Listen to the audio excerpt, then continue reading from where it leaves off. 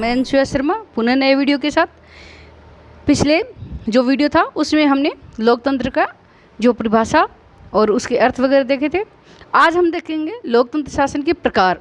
तो वर्तमान समय में लोकतंत्र शासन के दो प्रकार है। पहला प्रकार है प्रत्यक्ष लोकतंत्र। प्रत्यक्ष लोकतंत्र क्या होता है? प्रत्यक्ष लोकतंत्र में जनता स्वयं प्रत्यक्ष रूप से राज्य व शासन की जो प्रभुत्व शक्ति का प्रयोग खुद करती है। मतलब जनता है वो शासन का संचालन खुद करती है। जनता खुद ही नीति संबंधी फैसले लेती है, वह कानून का निर्माण करती है। जो प्राचीन काल में यूनान के छोटे छोटे राज्य थे और वर्तमान में जो केवल एक स्विट्जरलैंड राज्य, इन दो में ही प्राचीन काल में तो यूनान के राज्यों में ये व्यवस्था थी और वर्तमान में केवल स्विट्जरलैंड एक ऐसा देश है जहाँ के 4 कैंटन यानी राज्यों में ये व्यवस्था पाई जाती है, जहाँ आज ये प्रत्यक्ष शासन व्यवस्था है। ये कम जनसंख्या वाले राज्यों के लिए उपयोगी है, लेकिन वर्तमान समय में जो राज्य हैं उनके आकार भी बहुत बड़े हैं और जनसंख्या भी बहुत ज़्यादा है। इसलिए वर्तमान में ये जो लोकतंत्र का प्रत्यक्ष रूप है ये संभव नहीं है।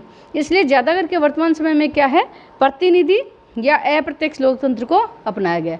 तो ये लोकतंत्र का दूसरा भाग है जिसको कहते हैं प्रतिनिधि या अप्रत्यक्ष लोकतंत्र।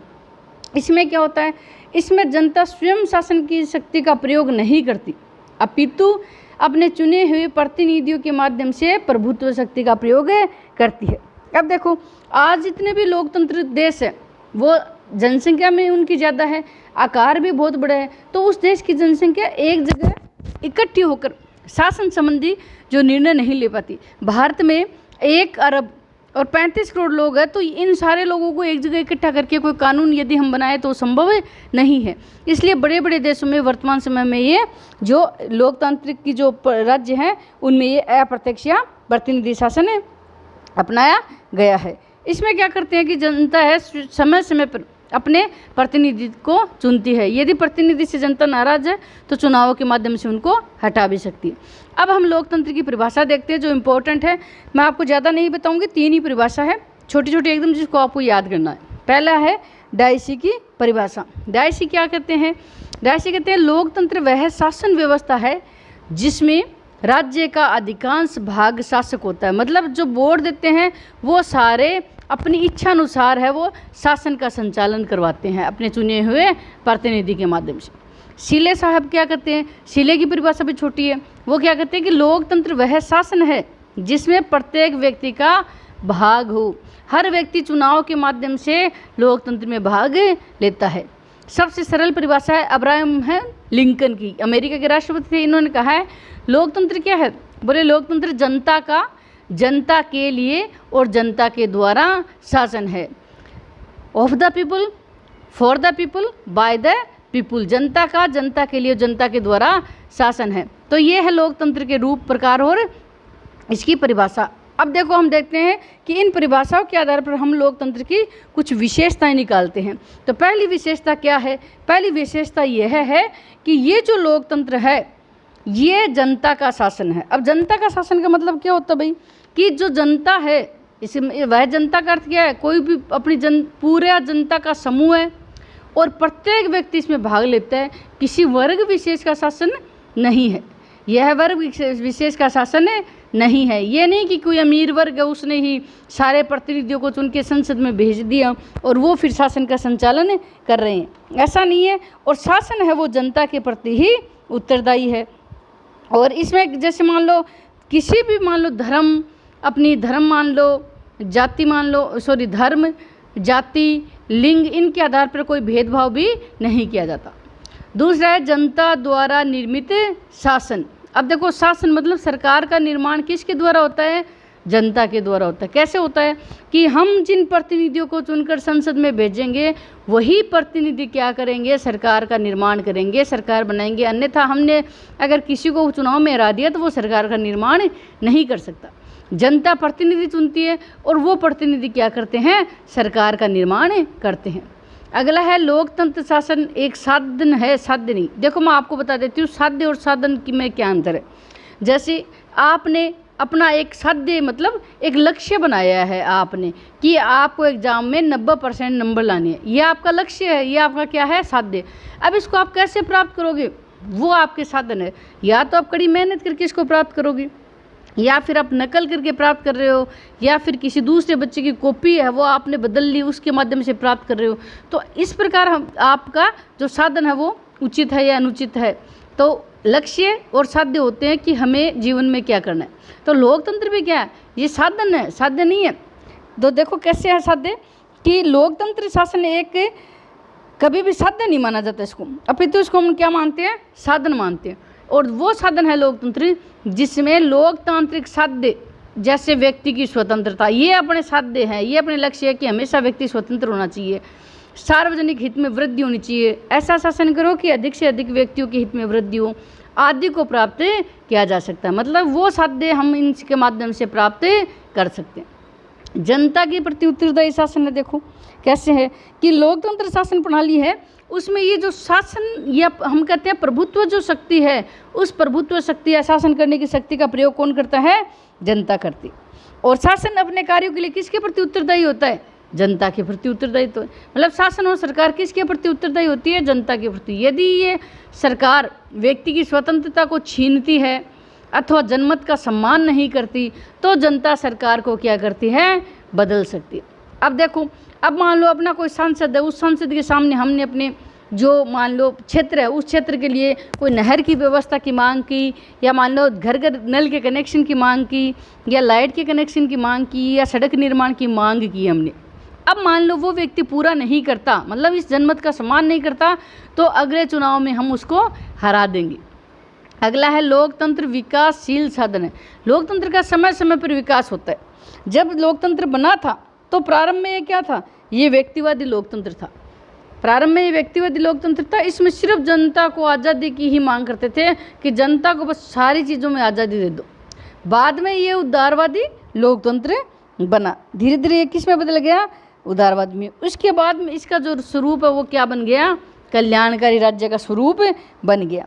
अब इसके विकास का परिणाम क्या हुआ कि प्रारंभ में तो व्यक्ति लोकतंत्र की जो व्यक्ति की राजनीतिक स्वतंत्रता, समानता और विधि के शासन पर बल देता था।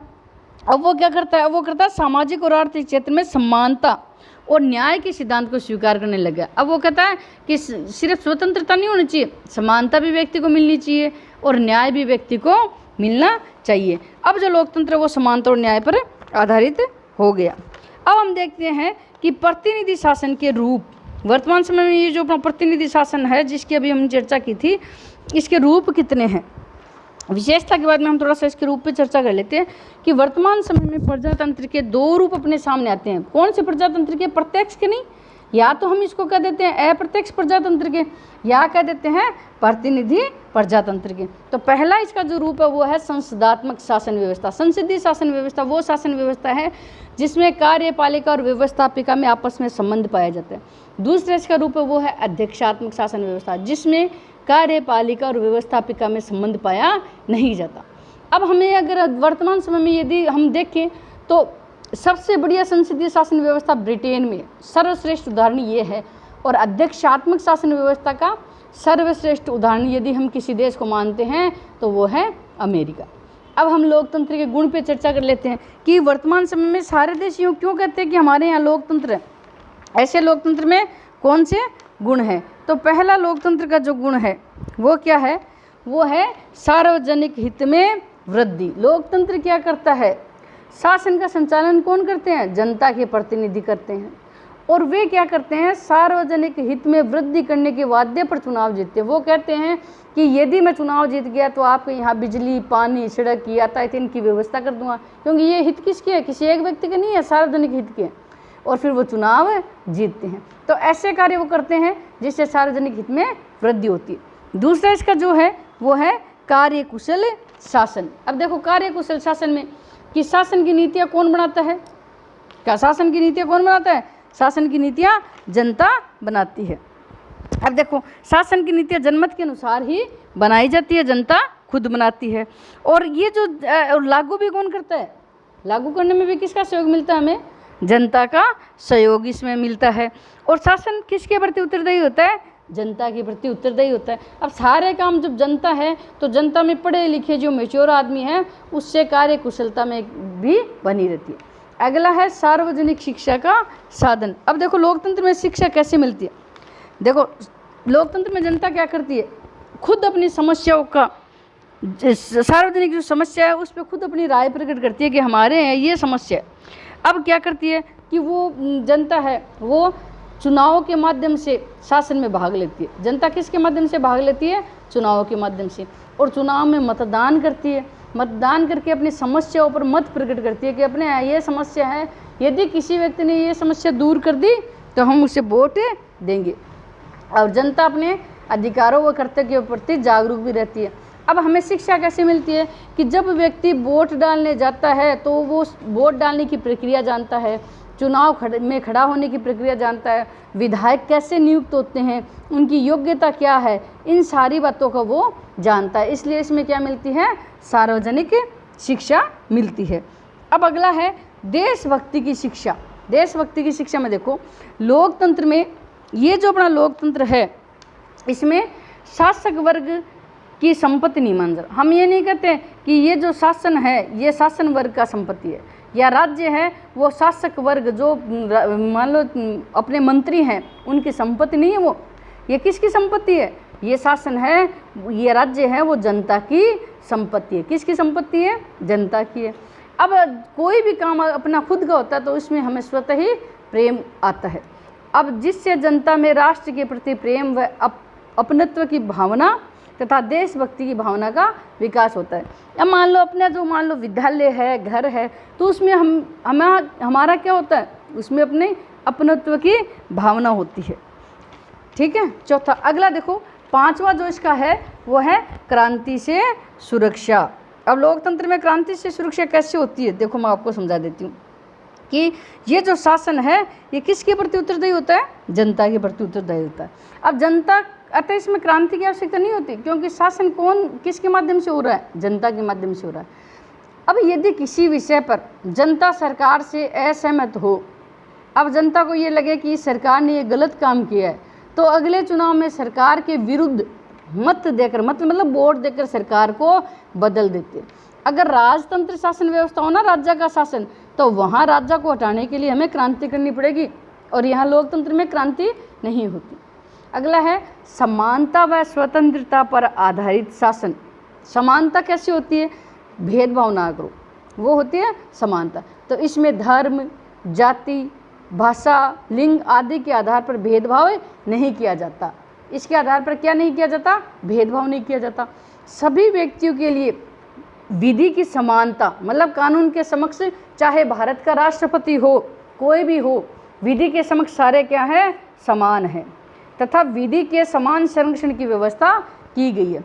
विधि के समक्ष सारे क्या है, समान है, और विधि के समान संरक्षण की यहाँ व्यवस्था की गई है। अगला है स्वतंत्र व निष्पक्ष न्यायपालिका। लोकतंत्र में जो अपनी न्यायपालिका है ये स्वतंत्र और निष्पक्ष है।